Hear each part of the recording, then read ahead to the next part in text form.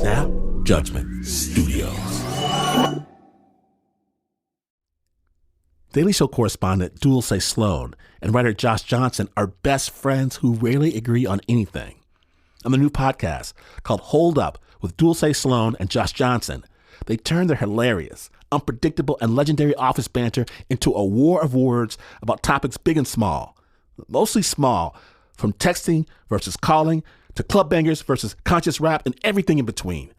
Listen to Hold Up with Dulce Sloan and Josh Johnson from The Daily Show every Thursday on the iHeartRadio app, Apple Podcasts, or wherever you get your podcasts. Attention shoppers, we now have taste in the bread aisle. Dave's Killer Bread, that's right. An organic bread that's no longer a sedative for your taste buds. Dave's Killer Bread is on a mission to make the most of the loaf, to rid the world of GMOs, high fructose corn syrup, and artificial ingredients, and plant the seeds of good in all that they bake. Killer taste, killer texture, always organic. Dave's Killer Bread. Bread amplified.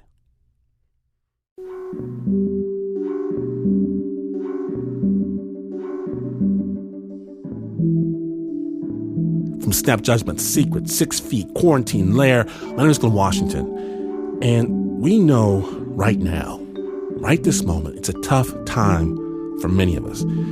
During this global pandemic, millions of people have been on lockdown and forced to stay inside, sheltering in place. And for a lot of us, it's a first. We really don't know how to do this. So, Team Snap wants to bring you some love, some hope, and advice from those who have lived it before, people who have survived lockdowns. So we're going to shift gears, going to do something a little bit different. And over the next month, we're going to share pieces of wisdom from people all around the world who share a common thread, that this is not their first lockdown. First up, we have Majid Al-Wahadi. And Majid has lived through a lockdown more times than I'd even like to think about. Snap Judgment.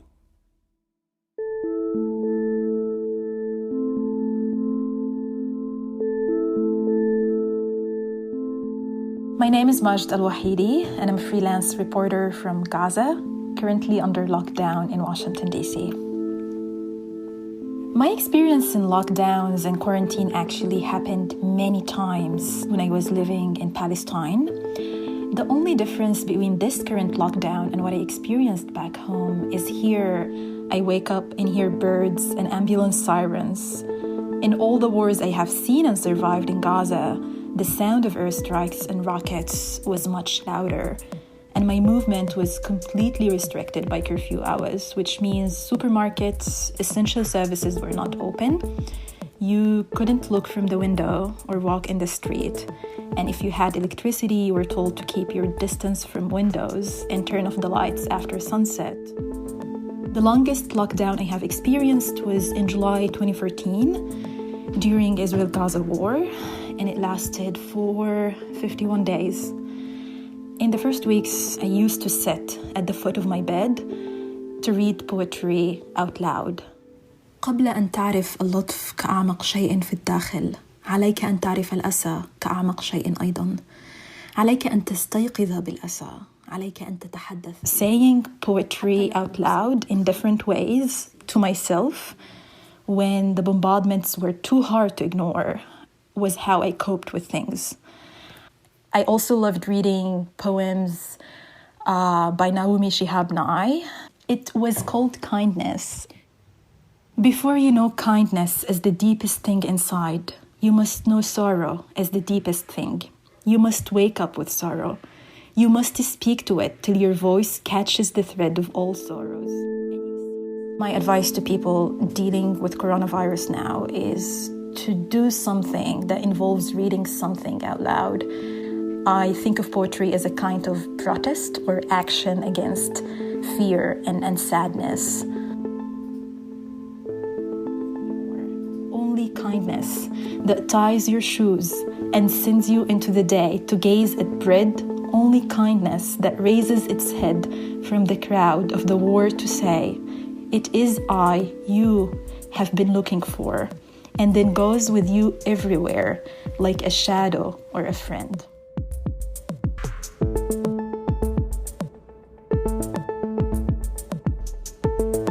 Go ahead, pick a book, a poem, a song, belt it out. Next piece of advice comes from another part of the world, a small village in northern Myanmar, where sometimes women are isolated during their menstrual cycles. Snap judgment.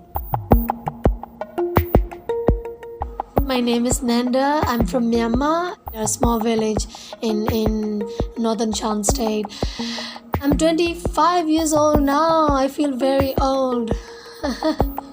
When I hear about this COVID-19 and how people are managing to not get infected, I had this feeling that it's like a revisiting the kind of trauma that I had to go through when I got my first period. I was at the house and I told my mom that I think the blood are coming out of my vagina, and I remember she looked at me feeling really sad. She said, "Now you have to pack your some of the things. Please stand there. Do not enter the house. You're considered as dirty." She took me to auntie. She prepared a space for me in the very dark corner without a window. We are not allowed to use the bed. We are supposed to use the floor. First day, I told that auntie that I want to pee so bad.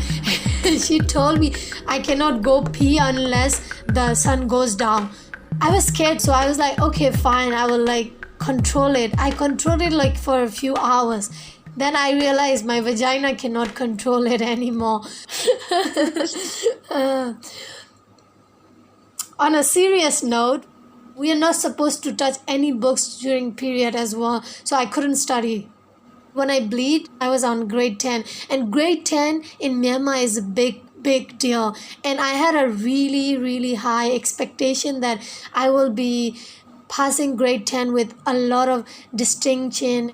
Being isolated due to bleeding had kind of this increases anxiety that maybe I will lose my mark. That's the thing that was troubling me the most. I thought that someone who is my competitor would go ahead of me and get higher mark was so unbearable that time. And I was sitting there day by day and night by night, hoping this bleeding would stop. I was isolated for 5 days. I was doing a lot of bad thinkings, and I started hating my body. Is it this hard and this terrifying and this ugly to be a woman? But I realized that that's not the kind of practice that I want to inherit to my sisters or my daughters or my great-granddaughters. So that's when I stopped it and tried to pursue and create a new path where I can belong. Feminists are not born, they are made. You learn through your experience, and I feel like it's the unjust world around me that shaped me to become the feminist that I am today. My advice to people who are in isolation would be, ask one question to yourself. What could you do as a person, as an individual to help the situation, rather than thinking that how the situation is terrible?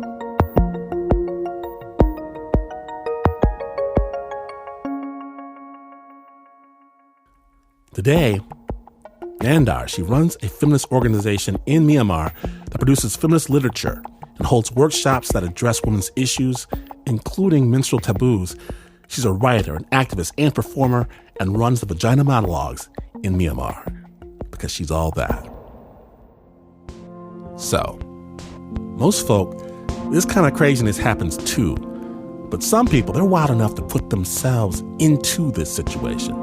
Like, for instance, Martin Machado.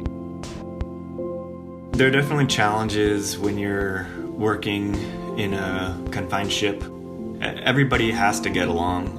I worked on container ships, large ships that are bringing random containers to international ports. My longest run was 6 months at a time. Typically, there are about 22, 23 people on the ship with me.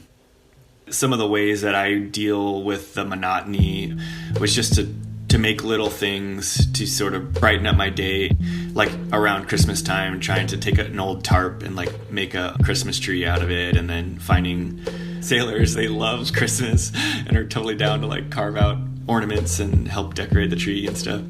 Or also trying to take like notes and put them in a bottle and drop them in the sea. You kind of get into this like Groundhog Day where you're living every day over and over, and I think just finding those little comforts to make it seem like you're a person, you know. I mean, another example, I'm not like a graffiti person, but I kind of made up my own little moniker, and a lot of times when I would be working, I would just try to graffiti as many of the containers as I could. My moniker is Singapore Sal. It's basically like a face, but the mustache is made up of waves. And then he's got like a beanie, and his eyes are like seagull's eyes. The key is that, you know, you can do it really quickly. And once you learn those motions, you just are like, you can jam it out fast and get on to do another one. The first time climbing up in the rig of the ship, the stacks of containers and trying to find places I could like hike up myself, it was liberating, yeah. There was this one time when like I'm hanging on the side of a container and an officer walked underneath me and I looked down and saw him. And if he had looked up at that moment, I would have been in trouble. That was frightening and definitely exciting, and kind of led me to do it more. It was like my little secret, you know? So I don't think anybody really even noticed, but it was, again, something I could do to make it feel like they don't have me completely, you know what I mean? Like, this was a way that I could kind of, again, feel like I had this human voice. I mean, maybe it's kind of childish, but it's satisfying to sort of look down a row and see your little character thing or whatever, and I guess I'm in control, or I have a voice. I'm not just like this robot, you know. Hi, my name is Martin Machado. I'm a merchant mariner and sailor and a commercial fisherman, and I am sitting in quarantine in San Francisco, California.